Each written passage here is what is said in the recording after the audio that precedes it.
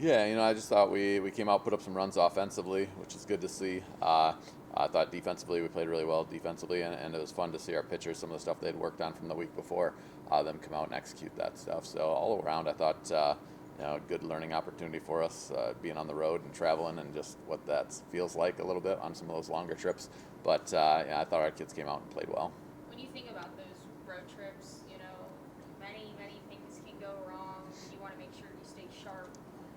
How do you keep these athletes, mentally strong throughout? I mean, when you're just sitting on a bus or in a car for hours, you can just, so how do you Absolutely. kind of keep them ready to go? Absolutely, and that was one of the talks we kind of had at one of our practices. I think on Saturday is just like today matters. We got to show up. We got to practice really well. It's an opportunity to get better.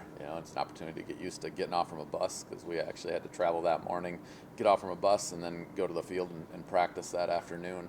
And you're right, it is. It's a little bit of a grind, and it's different sitting on a bus and than it is sitting at your house and coming to practice and being all refreshed and stuff like that. But again, I give our kids a lot of credit. They came out and they got better, and that's really the most important thing at this point in the season. Back home this weekend after a long road trip with St. Ed's and St. Mary's. What have you seen with them?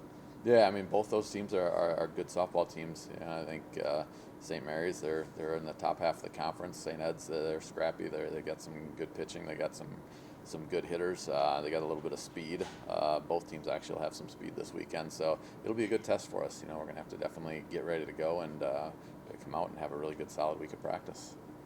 Besides having that, home field advantage, the home crowd behind you, what are the benefits? I mean, I know everybody likes to play at home, so maybe this is a silly question, but I feel like everybody has just their park has just something that makes it just a little bit easier for you guys.